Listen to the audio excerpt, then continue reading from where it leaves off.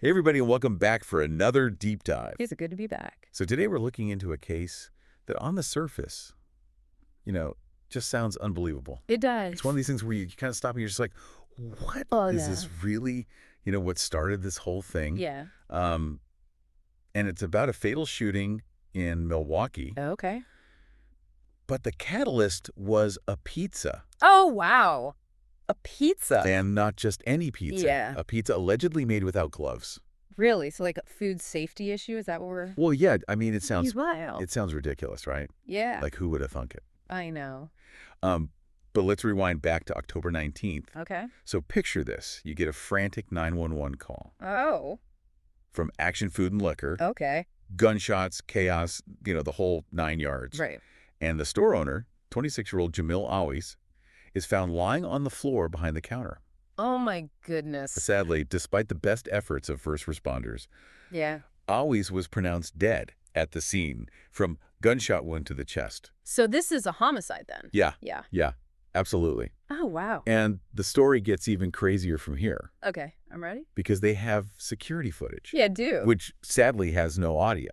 Oh, okay. But it does capture the whole entire incident. Wow.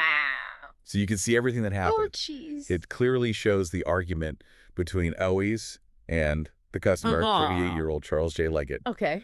And you can just feel the tension rising, right? Like you're watching it, it's like, uh-oh. Oh, I hate that. But it gets even crazier. Okay. Because the footage shows the handle of a handgun sticking out of Leggett's pocket before the shooting happens. Whoa, so this is premeditated. Well, so this is what's interesting, right? Yeah.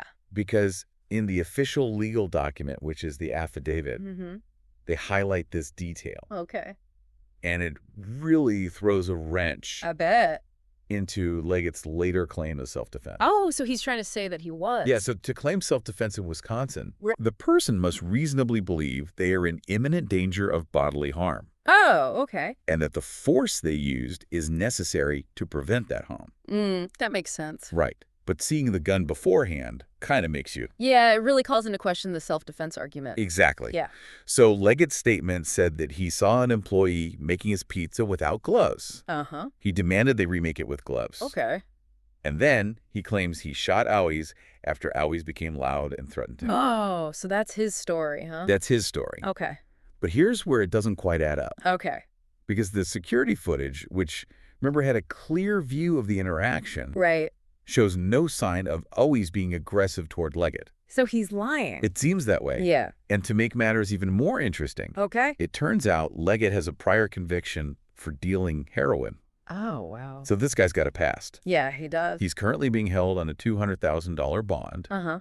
and his next court appearance is scheduled for Thursday. So, thinking about all this, it really begs the question, like, Yeah. what is going on in our society that this is happening? Right. Like, is this an isolated incident? Is this, becoming more common? I know. It's just so crazy that something as simple as a pizza order I know. can turn into this whole I know, it's scary. horrific thing. Yeah. And, you really start to think about Yeah.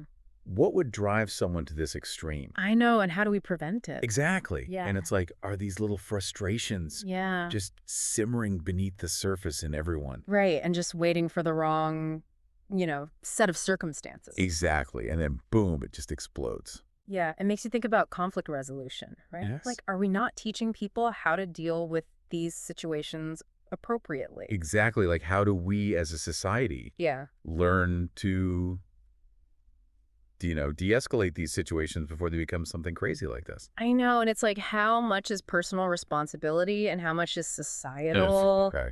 It's a complicated issue. Sitting there. Well, this has been a heavy one, It has been a really heavy one.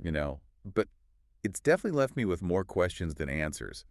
Me too. Like, does the security footage tell the whole story? Right. Was there something else going on that we just don't know about? Exactly. And, like, what does this case say about our self-defense laws? Yeah, good question. It's just a lot to think about. Yeah, this is one that I'll be thinking about for a while. Me too. Yeah. So we've gone from a pizza order Right. to a really complex web of legal questions and, societal reflections. It's amazing how these things spiral. I know. Yeah.